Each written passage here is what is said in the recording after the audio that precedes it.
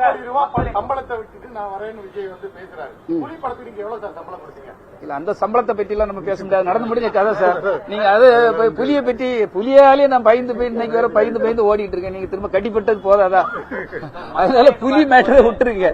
இன்னைக்கு நான் வந்து அவ்வளவு ரைடு என்ன அந்த பிரச்சனையை தீர்க்க முடியல. எனக்கா ரைடு வந்து நான் ஒரு சாதாரண ஒரு பிஆர்ஓ சார், ஒரு பத்திரிகையாளர். ஏன்ட்ட உங்களை மாதிரி ஒரு பத்திரிகையாளர் என்ன இருக்கும்?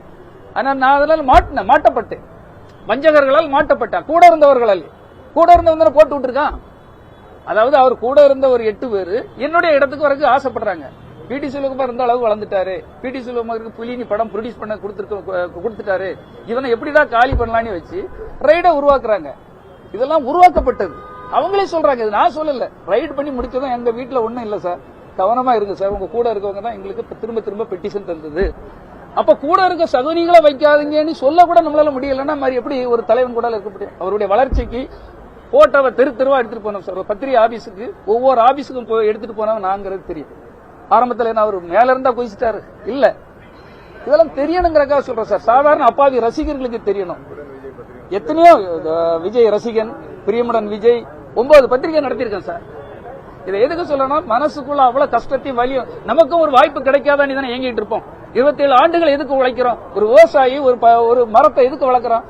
அந்த மரம் வளர்ந்த பிறகு பழம் சாப்பிடலாங்கிறதுக்கு தானே உழைப்பான். அதே மாதிரி தானே நம்மளும் உழைச்சிருப்போம். அந்த பழம் காய்க்கும் போது வேற இல்லாம பறிச்சு தின்னுட்டு போன குரங்கு, நரி, நாய் எல்லாம் பறிச்சு தின்னுட்டு போகும்போது அந்த விவசாயிக்கு எவ்வளவு வேதனை இருக்கும். அந்த வேதனை ஒரு என்ன மாதிரி தியாகம் பண்ண ரசிகர் மன்றங்கள்ல உள்ளவங்களுக்கோ பொறுப்பா இருக்கவங்களுக்கோ எனக்கும் இருக்கக்கூடாதுங்கிறது என்ன தவறு இருக்கு? மன வேதனை இருக்கு சார். இப்ப மக்கள் ரசிகர் மன்றத்தில இருந்து மக்கள் இயக்கமா மாறும்பொழுது அப்படியானதுல ஒரு நிர்வாக செயல்பாடுன்னு ஒண்ணு இருக்குல்ல, அதாவது மக்களை அணுகுறது அவங்களுக்கான செயல்பாடு. இப்ப ஒரு பெரிய கட்சியாக மாறி இருக்கும்போது அந்த அணுகுமுறைக்கான தலைமை பக்குவமா அவருக்கு இருக்குன்னு நினைக்கிறீங்களா? தலைமை பக்குவம் அதாவது பயிற்சியாளர், நல்ல பயிற்சியாளர்கள் வேணும் சார், நல்ல தகுதி வாய்ந்தவர்கள் வேணும், நல்ல பக்குவப்பட்டவர்கள் வேணும், திறமையாளர்கள் வேணும். அவர்களை அதாவது ரசிகர்களை வழி நடத்தணும் சார். ஒரு வருஷம் ஆட்சி கட்சி ஆரம்பிச்சு அவர் பண்ணலன்னா அவருடைய தவறு தான். தலைமை சரியா இருக்கணும். அதாவது தலைமை சரியா இல்லைன்னா எப்படி தொண்டர்களை வழி நடத்த முடியும்? அவர் அதுக்கு பக்குவப்படணும். அவர் வரணுங்கிறத என்னுடைய ஆசை சார். நல்லபடியா வரட்டும். ஆனால் என்னுடைய பயணத்தளத்துக்கு அது சரியான இடம் இல்லை. எனக்கு இங்க ஒரு நல்ல அங்கீகாரம் தராங்க. கூட்டம் வரதெல்லாம் கண்டிப்பா ஓட்டா மாறாதுங்க. கூட்டம் வந்து ஒரு 2 நாளைக்கு முன்னால சினேகா ஒரு பங்கனுக்கு போயிருக்காங்க டி நகர் பக்கம். அவ்வளவு டிராபிக் ஜாம், மொத்தமா ஜாம் ஆகி நிக்குது. ஒரு நடிகை எங்க போனாலும் நடிகை பாக்குறதுக்கு அவங்க ரசிகை மட்டும் இல்ல, எங்க ஒரு பூ வியாபாரி, தொழிலாளி எல்லா வேலையும் போட்டு அந்த நடிகை பார்க்க போவாங்க. ஒரு நடிகர் வந்தாலும் நடிகரை பார்க்க போவாங்க. அதுக்காக புரட்சி ஏற்படுத்தி விட்டது, அவருக்காகவே அவ்வளவு ஓட்டம் போட போறாங்க, நாட்டையே தலைகளாக மாற்றி விடுவார்கள் அப்படின்னு கனவுல கூட நினைக்க வேண்டாம். நீங்க ஒர்க் பண்ணணும், மக்களுக்கு களமிறங்கி வேலை பார்க்கணும், மக்களுடைய பிரச்சனைகள் எல்லாம் தீர்க்கணும். ஏழை இளைஞர்களுக்கு என்ன பிரச்சனை இருக்கு, வேலை வாய்ப்பு பிரச்சனை என்ன, நீராதாரம் பிரச்சனை என்ன, விவசாயிகள் பிரச்சனை என்ன, தொழிலாளர்கள் பிரச்சனை என்ன, நெசவு தொழிலாளர்கள் பிரச்சனை என்ன, திருப்பூர் பனியன் ஃபேக்டரி பிரச்சனை என்ன, அத்தனை பிரச்சனைகளை பற்றி எங்கேயாவது பேசுறாங்களா? சும்மா சிஎம் குறை சொல்றது, அவரை குறை சொல்றது, இவங்களை தாக்குறது, இந்த விஷயங்களை விட்டுட்டு மக்கள் பணிக்கு வாங்கன்னு தான் நான் சொல்றேன். ஆமா இல்ல, விஜய் ஆரம்பத்தில் நான் கூட இருக்கும்போது நல்லா பார்த்தோம். இன்னைக்கு நிறைய பேர் பார்க்க முடியல. அதான் சொல்றோம்ல, நிலவை நம்ம பார்க்க முடியாது சார், ரசிக்க தான் முடியும். நீங்க கீழே இருந்து மக்கள் ரசிக்க மட்டும்தான் முடியுமே தவிர நிலவை எப்பவும் பார்க்க முடியாது. நிலவும் கீழே வராது. கனவு கண்டா கூட நீங்க என்ன ஏக்கம் நடந்தாலும் நிலவு வராது. நிலவு போலதான் நடிகர்கள். அது மக்கள் தான் அதுக்கு தீர்மானம் பண்ணணும்.